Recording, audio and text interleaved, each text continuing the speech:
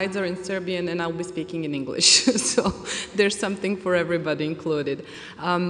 When you prepare for something like this, you basically don't know what other people will be talking about ahead of you. So some of the things that I'll be saying at the beginning of the presentation are sort of a summing up of what has been said before, but I hope not to be too boring and not to be too long. So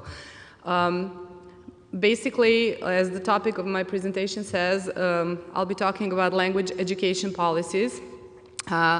And one particular aspect of language education policies, which is normally called in sociolinguistics top-down language education policies. This is the one that has to do with all the representatives of different institutions of the state and different academic institutions.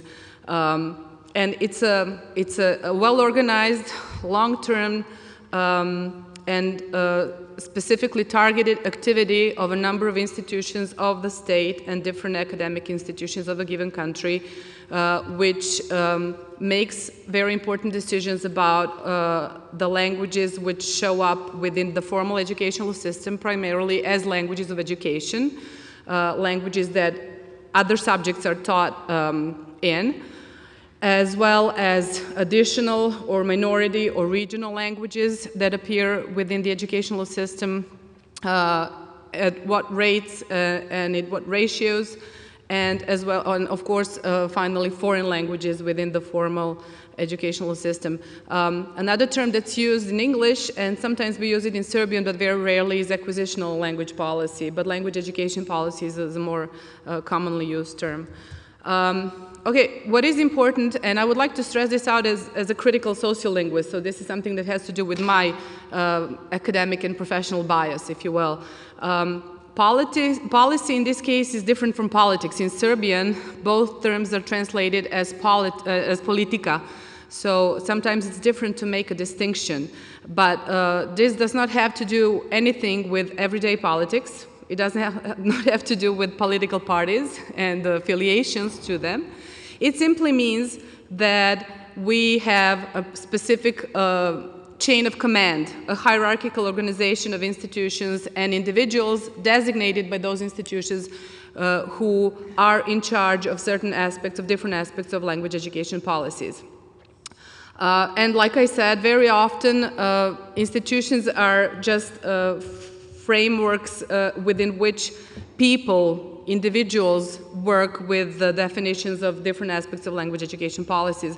So it has to do with a lot of things that have to do with our individual orientations, both academic, personal, and epistemological. So basically, what we do with languages is never or can never be seen outside of the larger macro socio-political context in which we live, outside of the educational or cultural context in which our formal education takes place. It's something to bear in mind, because very often, and we can, if we look back into our past, we can see, this is of course not something that I will be discussing today, but if you look back at different stages of the development of the Serbian society, you can see that different language education policies have been implemented, supported, or challenged and refused, primarily due to socio-political, economic, and other factors which were at play at different stages, at different historical moments. So basically, very often we have to be aware of the fact that sometimes what we plan as a language education policy and its outcomes does not come out the way we want it. So implicit language education policies are also very important, and we have to make sure that they coincide to the largest possible extent to the explicit language education policy statements that we as individuals and institutions that we support proclaim. What is important for me, and this is something that I talk about to my students at different levels of the university education, of their university education, is that language education policies are something that affects each and every one of us. Not only people in academia, not only our students, but also our parents, us as parents, our children, and every single individual within a society, because it makes decisions, language education policies make decisions about what we have access to, what languages we will be taught at school, and by using which methods and teaching approaches, and what language contents will be used or applied throughout the teaching process when it comes, for instance, to the language of education, in our case, Serbian. So it's language education planners that actually decide for all of us how our children will be taught our language of education, meaning Serbian, or other languages that are present in our educational system, like minority or regional languages. Mrs. Fila talked about it, Assistant Minister talked about it in the opening session. We, as individuals and as minority or majority communities, actually have to live with the decisions about what languages will show up as additional languages, as national languages with elements of national culture, to what extent they will be taught, meaning how many hours a week, what are the educational contents that will be taught in those languages, meaning whether we'll have bilingual education, so we might probably or possibly have mathematics or history or arts or sciences or philosophy taught in minority languages together with some aspects of the education of minority, ethno-linguistic minority groups in Serbian. What is the issue with Serbian in those schools which were cited at the opening session, in which education is carried out in minority languages? How many hours of Serbian do these kids get, and what is the content of those hours, and what are their language competencies after they exit, for instance, primary education, because for the most part, minority languages appear in primary education, as you could hear from the statistics and the numbers of schools in which those programs are applied. Also, of course, foreign languages, and we've been witnessing debates on how many foreign languages, at what stage in the educational system they need to be introduced, to what extent, with how many hours a week. Those are very strategic issues, and it's something that most people don't talk about in the opening sessions, but there is this huge debate within the National Council of Education for primary and secondary education, which goes down to even how many hours of each subject will be offered. And it depends on, and my colleagues who have worked within different institutions of the Ministry of Education know more about this than I do, but it depends on how strong a certain association of teachers is. If biology teachers have a strong association, they will fight for more hours of biology than the Foreign Language Teachers Association. And sometimes very basic, very practical issues and concerns of specific numbers, of specific groups of teachers actually make decisions for all of us, for our generation, for the generation of our children, and for the future generation about how many hours of language or foreign languages we'll have at different stages of our educational system.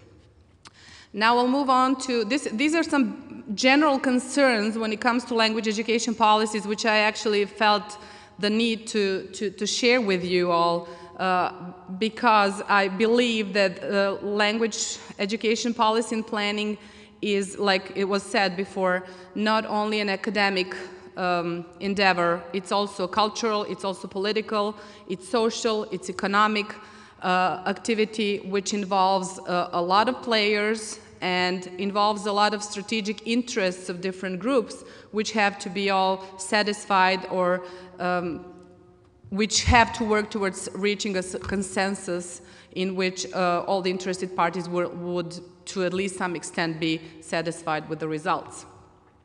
Moving on to what has been happening on European soil, as we've already heard before, we are a member state of the Council of Europe, and in that way we are also, to a certain extent, responsible for implementation of some of the guidelines, or of those guidelines and documents that we feel are appropriate for our cultural and academic environment.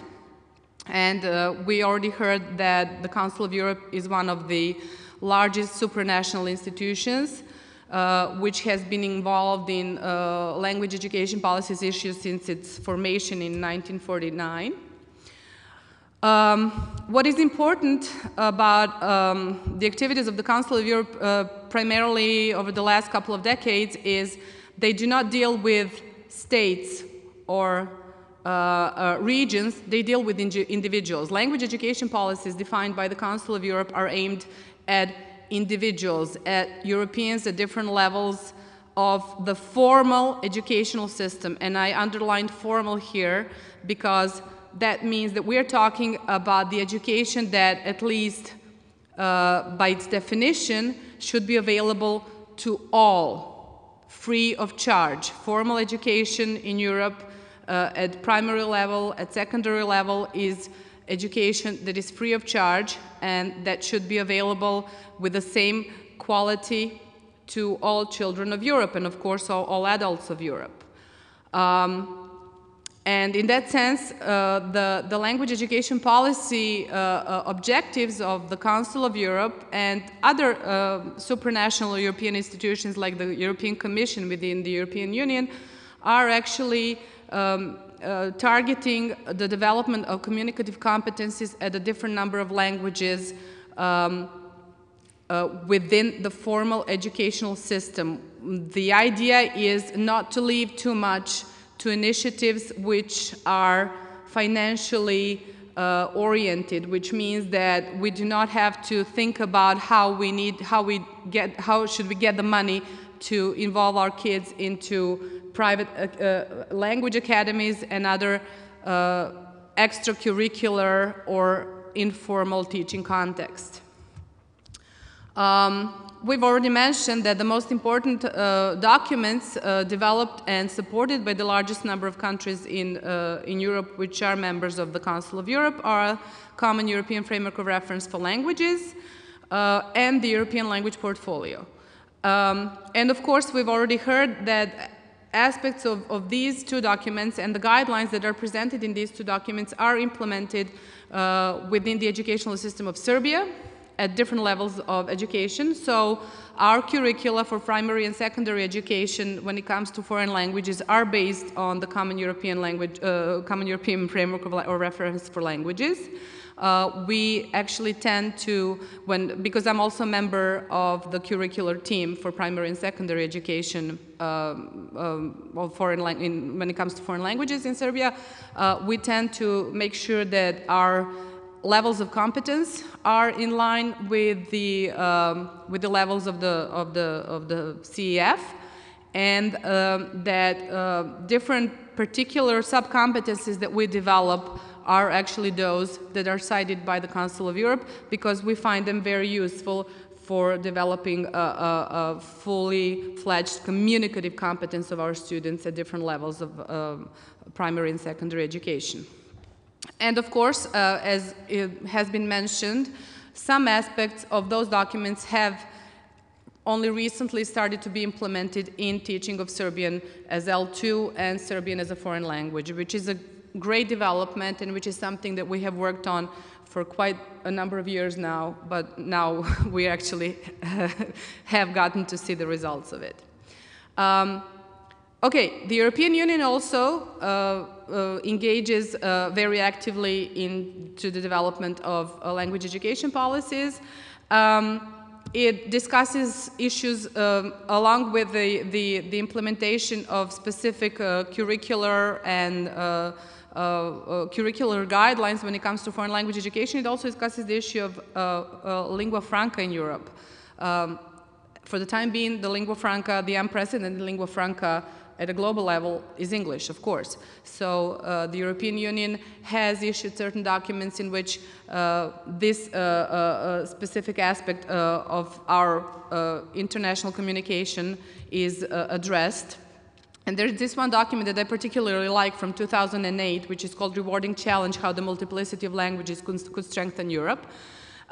It was developed and issued by a team of experts led by José Manuel Barroso in 2008, in which the multiplicity of languages is discussed and pointed at as the core of the European project, as one of the key aspects in the search for the European identity, which has not been developed fully yet. And this document comes up with a suggestion of trilingual individuals. That means that each and every person in Europe should have an opportunity throughout their lifetime and throughout their educational cycle to develop competencies in at least 3 different languages. One is the language of primary socialization, or L1, or mother tongue, which is also identified as the language for identification. This is the language that we have heard other people address to as carriers of individual, cultural, ethnic, national, and other identities which are important for our positioning in the world and our understanding of who we are and what other people are and how we should represent ourselves in front of them. Then the other language is identified as the language of global or continental communication. For the most part, it's still English, as this meeting also proves. I mean, the working language of the Tempus project and all Tempus projects and the majority of other European projects is still English. And it still happens that every time you go to a conference, mostly you speak in English to people from different countries, unless you find a small group of people like my other language, and I come from the Department of Iberian Studies, so unless you find a group of colleagues from Spain or South Africa, or I'm sorry, South America, and then you actually switch to another language, but mainly it's English. But of course, we can envision situations in which this language of continental communication may be Spanish or Italian or French, or even some non-European language, like Chinese. And finally, a third language would be a personal adoptive language, which is basically what we develop when we study foreign languages here in Serbia. For the most part, personal adoptive language is understood as a language which interests you due to its culture, to its music, to its people, to its history, to its heritage. So it's a language that you develop adopting all these identificational facets of linguistic communication, while language for communication, or lingua franca, is a language that most people would argue is a language that is sort of stripped of its cultural and other identificational aspects. And of course, this is a debatable issue, and some people would agree with it, some people would not. Some people would ask, how can you study a language without knowing anything about the culture? But then, of course, there's a whole movement in the world about which is academically interested in studying English as a lingua franca. There is a journal that just started being published this year, last year, sorry, 2011, which is called English as a Lingua Franca, in which studies are published which indicate that English as a lingua franca is different from English as a native language. English is L1 or L2, and they do not affect each other in any direct way, and they do not present a threat to one another. What is important in this initiative about the personal adoptive language is that it's always a personal choice. So it cannot be imposed on the level of the community. So that means that this type of language education policy also calls for a very flexible structure within the relevant institutions of the state, which decide which languages will be taught at schools, which would provide for space for a larger number of languages that we presently have in our educational system to be included and to satisfy the needs of interested local and regional communities. Okay, so basically a personal adoptive language is not something that you have to choose in your childhood. You might actually be interested in, for instance, Turkish nowadays in Serbia, because Turkish telenovelas are very popular, like Spanish or Hispanic ones used to be. So we might actually see an increase in interest of people who want to study Turkish. But you can also develop a personal adoptive language sometime later in life when it's something that is a requirement of your profession or your academic progress, or it can be a language of one of the neighboring states that you have contacts with either professional or family contacts or friendship contacts, etc., etc. Okay.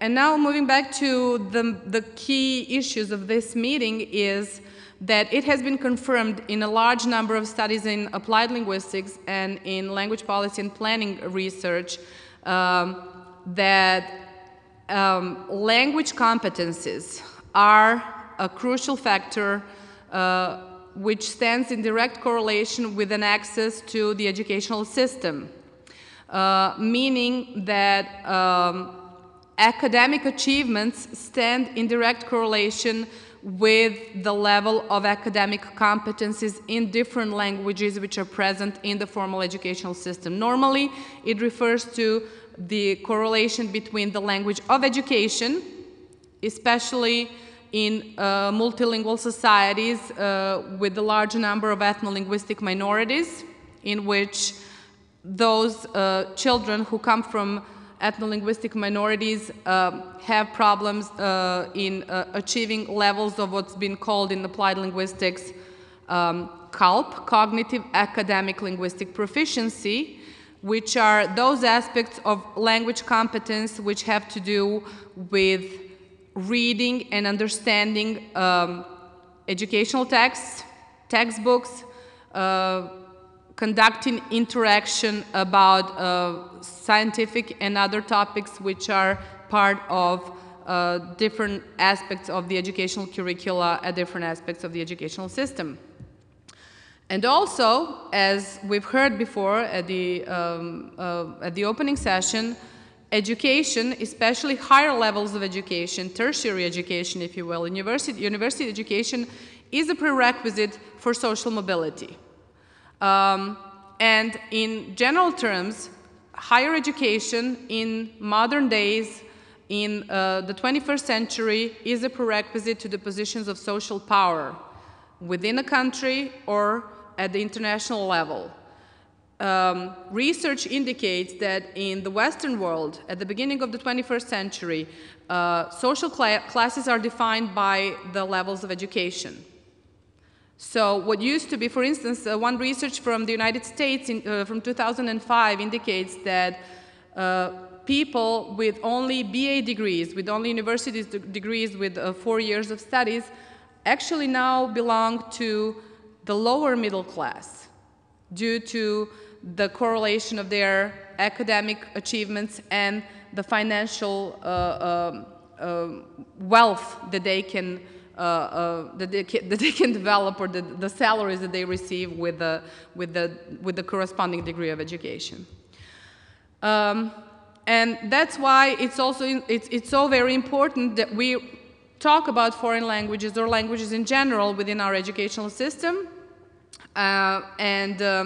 Of course, if you speak a language like Serbian, you need to know at least one foreign language. Normally, like we heard again, it's English that we strive for these days. So when you talk to the parents and they have a choice between English and other languages in the first grade of primary education, 99.9% of them will choose English for their children because they believe that English is a prerequisite for their future social mobility.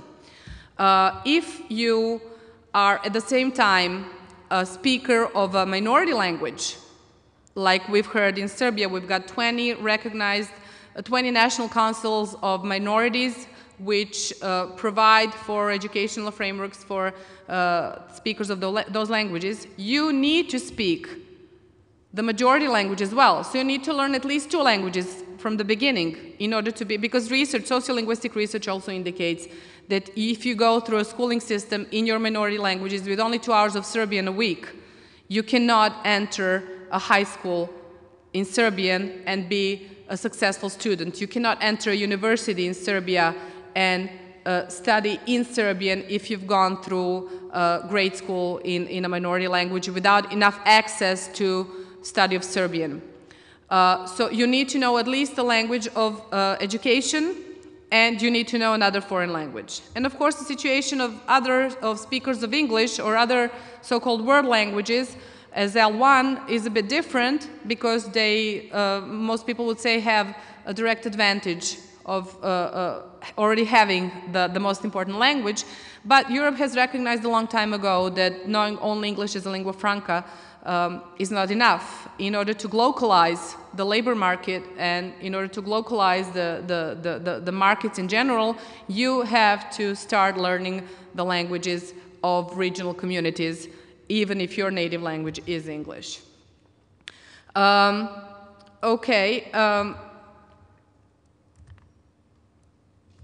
Okay, and now I'll move on to the curricular framework for philological studies, which is one of the outcomes of the Tempus REFLESS project, which is based on the principles of the Common European Framework of Reference for Languages. As its name says, it's a framework document which actually which should include or encompass general requirements, objectives, and outcomes of philological studies in Serbia. As we have prepared its structure, we decided that it should offer a comprehensive and clear list of entrance competencies, meaning that we need to know what our students need to know before they enter the philological faculty. What are the things that they come with from their high school education, which allows them to successfully follow the educational process at the faculties of philology. We need to define general objectives and specific general objectives of our teaching and learning processes, and specific objectives by areas of study and specific teaching courses. So in general terms, we can talk about language, literature, culture, civilization, translation, but also we can go down to a level of individual courses which need to be specified within the curricular framework. Also, what is important, and this is also another important outcome which we've already started working on in the REFLESS project, is that this curriculum framework for philological studies is a basis document upon which the European language portfolio for philological studies is designed. And along with the descriptors for communicative language competencies, which have already been developed by our colleagues within the REFLESS project, we need to work on specific sets of descriptors for academic and professional competencies of our students. So not only about how they can use the language in communicative situations, but also what are the competencies that they need to develop in order to be fully competent translators, interpreters, language teachers, somebody involved in culture studies, somebody involved in marketing or advertising, or whatever their future profession may be. And of course, it also is a didactic tool which is helpful to us, to language professors, because it gives us an idea of what is a student profile that we target. What are the students that we're addressing? What kind of students we would like to have in our classrooms and how to form them? It gives us a better idea of how our curricular requirements should be defined and how those famous tables that we have to fill in every time we submit a program for accreditation should be prepared, or what are the particular competencies that we look for in our students, and what are the competencies that we plan to develop with our students throughout a specific course. And again, the European language portfolio for philological studies is a document that we know from other ELPs is a personal document. We need to develop it in a way that every student entering a faculty of philology or a faculty of philosophy with a language department or with language departments should have access to it. It should be free of charge. It should be something that every student gets when they start their schooling, and they carry them with them and go through them throughout the schooling process, throughout the university educational process, in order to better understand the structure of the curriculum that they are actually going through, to better locate themselves at different levels of competencies in different aspects of language teaching and learning, and of course professional and the development of professional academic competencies, and to help them better find their way in looking for or in deciding about their future professions.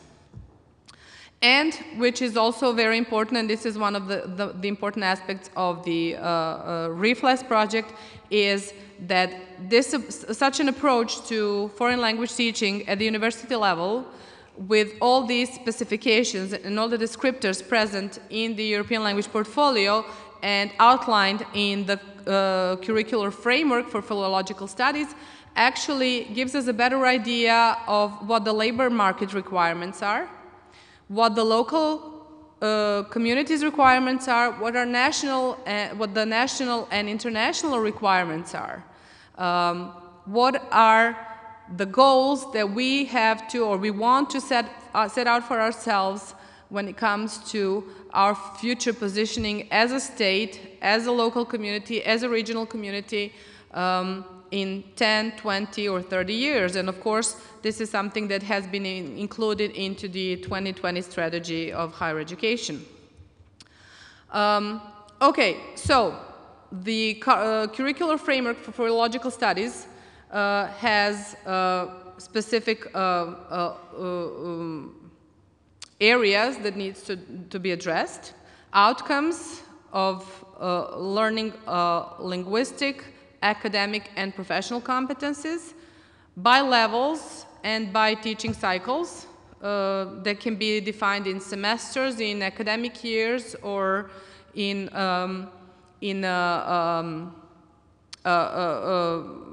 academic programs like undergraduate education, master's education, PhD education. And it has to be easily transferable into the European language portfolio for philological studies. And now I move on to something totally different. This is just an example. This is like an example of good practice of something that has already been done in Serbia due to our participation in a different project, which is called QualiRom, Quality Education in Romani for Europe. And this is one of the European language portfolios which will become a part of our edition of European language portfolios that is being developed at the School of Philology, University of Belgrade. This is the European language portfolio for teaching and learning Romani in primary and secondary education. It is developed by the Council of Europe in cooperation with a large number of institutions, both academic and Romani institutions. It's based on the curricular framework for Romani language, which also pays a lot of attention on the concepts of linguistic human rights and educational rights of Romani children across Europe. This is the title page of the Serbian version of the European language portfolio. There are two of them, actually, one for lower primary and one for upper primary and lower secondary education. And it was developed by the students of doctoral studies at the Faculty of Philology. I forgot what generation it was. I'm sorry about that. But there was a group of students who worked on it, and we worked on it in preparation of the QualiRom project. It also includes the descriptive categories of the CAF and the curricular framework for Romani language. It's based on the language education policies of the Council of Europe. It encourages learning a language as the means of maintaining and cultivating language and cultural identity. it also attempts to fight xenophobia and lack of tolerance. It aims at developing curricular frameworks and concrete curricula with guidelines for evaluation of Romani teaching in different countries of Europe. It targets, like I said, 3 different age groups, but it can be, but it's actually done within 2 particular documents, and it can be adjusted to different sociolinguistic situations. Romani teaching for children who do not speak Romani at home, those who have only basic knowledge of Romani but are not fully competent in Romani, and those who are fully competent in Romani but need to develop competencies in Romani as the language of education. And also what is important, and I think it's something that we need to pay attention here in Serbia to this particular issue, is that each minority European language portfolio should take into consideration both children from minority groups and those from not minority groups or those from majority groups. So it should target children from different social strata of the society, and it would allow for a possibility of students of not coming from ethno-linguistic minorities to have an access to studying these particular languages. And this European language portfolio for Romani does that. In the first case, it introduces a student to a new culture, and in the second case, it allows Romani children to fully develop their social and cultural identity and to recognize the importance of their language as a resource. And this is a website of the QualiRom project where you can look up some more information about this project in particular. Thank you so much for your attention.